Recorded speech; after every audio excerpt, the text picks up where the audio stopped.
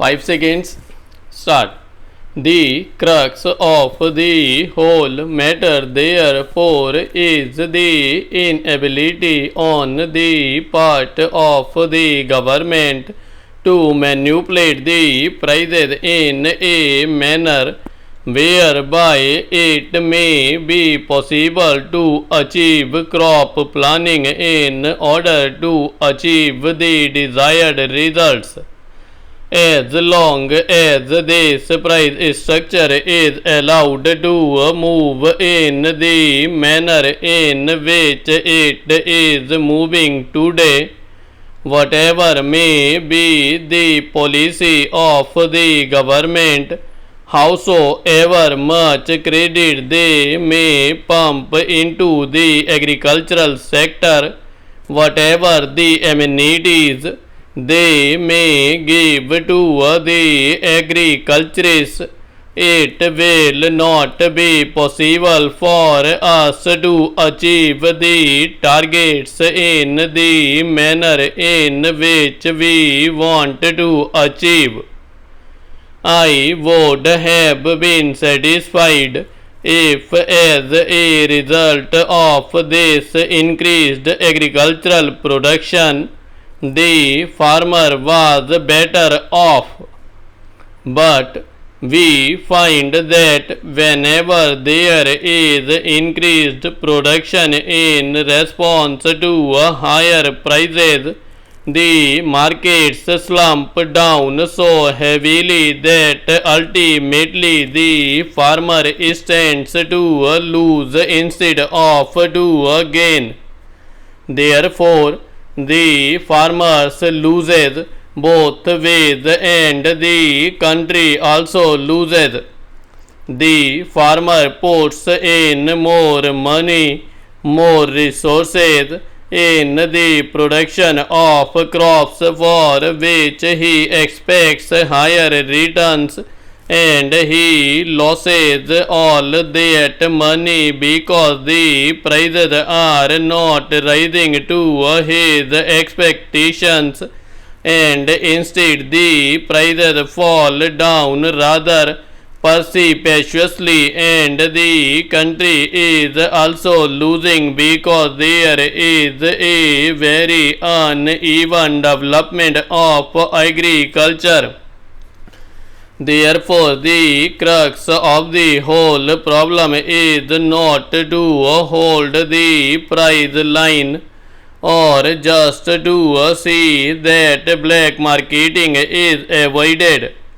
That is only one part of the job. A very important part of the price policy, and that has got to be kept in mind. I am not against it. In fact, I am all for it, and I blame the government for not being able to do it so far, but this is another aspect of the price policy to which the Planning Commission, it seems to me, has not applied its mind properly so far, namely the use of price policy as an instrument of crop planning. And as long as that particular tool is not utilized for this objective, it will not be possible for us to have a planned development of our economy. Then there is the question of incentives. We are now told every time that unless incentives are given, it will not be possible for us to develop our economy. We are hearing daily about our export promotion.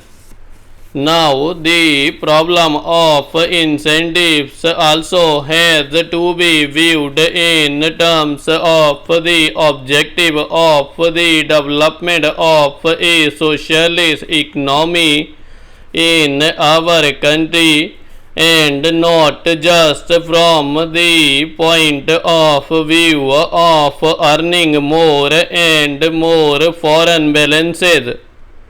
I am not in any way belittling the problem of foreign balances, but ultimately the problem of foreign balances has significance and meaning only in terms of the objectives that the 10th plan has set before it.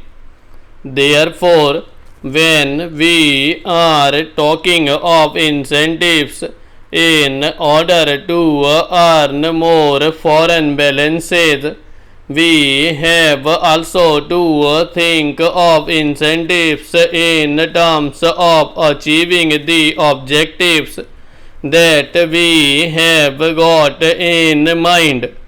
I was therefore disappointed to read the speech of the planning minister, as he said, as the planning minister at the Indian Labour Conference, in which he seems to have indicated a new approach to the problem of wages. His approach has passed through three stages. In the first stage, just after the general election, the planning minister came out with a statement that he was thoroughly dissatisfied with the way in which the wage structure had developed, and that he meant to do something about it. He categorically stated that the real wages had not increased because of intransigence of the management, and he further stated that he wanted to do something about it.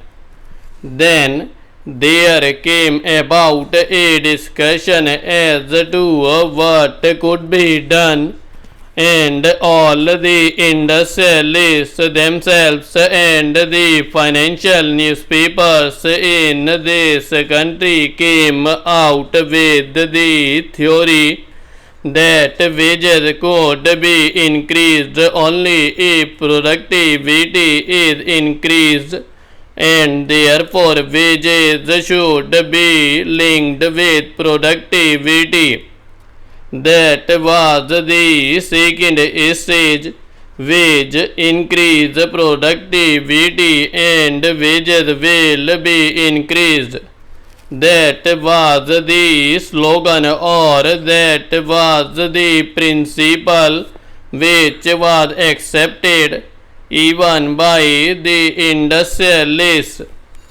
But what do we find in the speech of the planning minister to the Indian Labour Conference? There he says that even if productivity increases, the first charge will be in respect of projects which are meant for further employment or creation of more employment opportunities. That means even if productivity increases, it is not that the workers will immediately benefit in terms of higher wages, so that it may be possible for them to improve their standard of living a little bit. Even if productivity rises, the fruits of productivity will go to schemes for creating further employment opportunities in the country. How long are the workers to wait? And what exactly will be the stage at which it can be stated that enough employment opportunities have been created and therefore the stage has come for increased wages?